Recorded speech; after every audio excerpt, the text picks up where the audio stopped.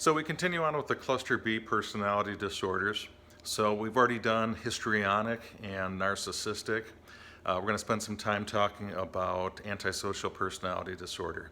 So this one here, it's gone by quite a few different names over the years.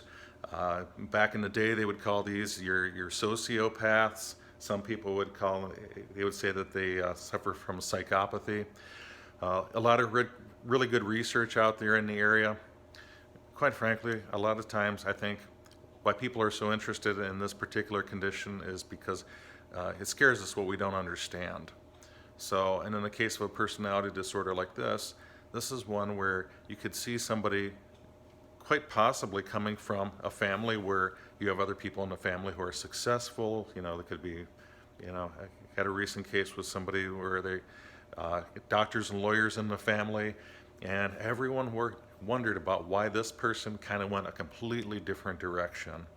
So you've seen movies out there where they kind of paint the person with antisocial personality disorder as being almost like a bad seed, something like that. When in reality, a lot of times we do see, some things maybe in their past, maybe that have stemmed from either trauma or other difficulties in their life, where it's kind of set them down a course or a path. So the tricky part is the ones we hear about are the ones that are not successful. So they're the ones that end up in prison or they end up in other places. If you take some of the very same qualities that a person with antisocial personality disorder, the characteristics of it, the criterion that they meet for it, and you place them into a different context, and you'll see some people that have very successful careers, or they've been able to really tap into that. So being a military member, it's often said that the people who do the best in wartime are the officers that they have a little bit of that antisocial quality to them. So, and like we've talked about with a lot of these personality disorders, a lot of times you have somebody with the traits of it, and there are other times you have a person with the full-blown disorder of it. So typically the ones that have the full-blown disorder, they're having some trouble in their life because of being able to interact with norms and that sort of thing. So first off, let's jump right in and let's talk about the DSM-5 criterion for antisocial personality disorder. So it starts off, criterion a pervasive pattern of disregard for and the violation of rights of others occurring since the age of 15 as indicated by three or more of the following. 1. Failure to conform to social norms with respect to lawful behaviors as indicated by repeatedly performing acts that are grounds for arrest. 2. Deceitfulness as indicated by repeated lying, use of aliases, or conning others for personal profit. 3. Impulsivity, or a failure to plan ahead. This is one that can definitely get them into some trouble because they will leap before they look in some ways. Irritability and aggressiveness, as indicated by repeated physical fights or assaults. Now, not everybody who has antisocial personality disorder is, goes around doing physical harm and assaults and that sort of thing, but it can be one of the criterion. Reckless disregard for the safety or for self or others. That's a big piece of it there. Sometimes other people are not at the forefront of their mind in that way. Consistent irresponsibility as indicated by repeated failure to sustain consistent work behavior or honor financial obligations. And number 7, and it's a big one, lack of remorse as indicated by being indifferent or rationalizing having hurt or maltreated other people. So that's 7 criterion, and to get this, you have to have that pervasive pattern of disregard and a violation of rights of others, and then also manifested by at least 3 or more of those following that I just mentioned there. So to get the diagnosis, the person has to be at least 18 years old.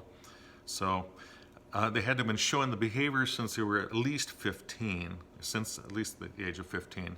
But they have to be 18 to actually get the diagnosis. Before that, there are childhood disorders that would better be used to explain this one. So, and typically speaking, and one of those conditions is conduct disorder. So typically you'll see that they have this history already there, maybe some things that they've engaged in that really show that they are already kind of heading in that direction.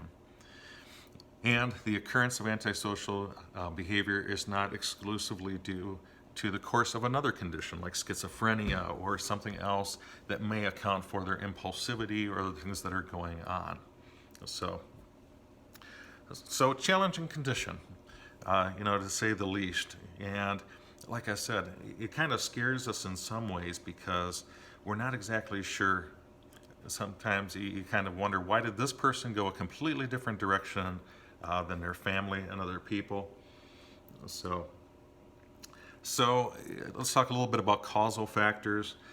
So there are some indicators that are making us look more and more at, is any of this inherited in any way, shape, or form? So, and the research shows that there's maybe a moderate heritability for antisocial and the criminal behavior that goes on, with that piece of it. Environmental factors. These are some things that are typically seen to go along with it. So low family income, inner city living, poor supervision by parents, having a young mother has been seen to maybe have some connection, being raised in a single parent family, a conflict between parents, having delinquent siblings, neglect, large family size can be also connected with that, harsh discipline from parents. So, in other places in the class we've talked about, how a lot of times people with mental illness, it's not the mental illness that will put them in the jail or the prison system or the criminal justice system. They have other things that also correlate with the mental illness. So they have certain things that happen because of mental illness. They might be homeless. They may, have cut things short in school, or they may have some challenges that come up as a part of their mental illness that make them move towards substance abuse. And all of those things correlate very heavily with going into the criminal justice system. This is a little bit different in the sense that people with antisocial personality disorder who truly have it are going to also, they're not going to really care about what other people are thinking as much. So, and they're always just outside of the things. They got a con they're working on. They're doing other things. So a lot of people will say that there are huge numbers of people in the criminal justice system with antisocial personality disorder. But the reality is that this is a pretty small subgroup within the prison population as well, because of the way that they view people around them, as opposed to a lot of people who are in the jails and prison systems that have a lot of other things that correlate and get them there, but you can see there's much more of a social piece to it and everything. So, in addition to sort of the genetic factors and some of those factors that I mentioned that could be part of it, it also can have its roots in childhood. So, and this is where it gets tricky, because a lot of the behaviors that are associated with young boys, especially if it goes the wrong direction in terms of aggressiveness and things like that, it can end up negatively getting fostered in the wrong direction, and it puts them squarely into this camp in that way. So you can tell usually from a pretty early age if they are engaging in. So, a lot of times whatever we want to look for in the future in terms of predicting what's going to happen, we look to the past as a strong predictor in that way. So in this case here, we get a lot of those behaviors that we see with the child themselves. And it could be that they're engaging in some pretty extreme and pretty hard to hear about stuff, maybe doing harm to animals, doing harm to other people, trying to get away with things. And it's not just a mischievous kid, it's somebody that is engaging in some behaviors that really is going to, it's seen as really outside the norm, torturing animals, things like that. So, and then you can see that pattern carry on, and they may clean it up a little bit. They may become a little bit more socially acceptable with it, but at the the core of it, they still have some of those thoughts, about other people, where they just don't really think of other people in a very high regard. So there are also some connections where you get kids that are diagnosed with ADHD or ADD as a precursor. That doesn't mean if you have ADHD that you're going down the route of being an antisocial.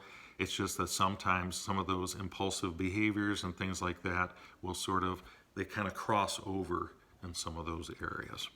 So that's antisocial personality disorder.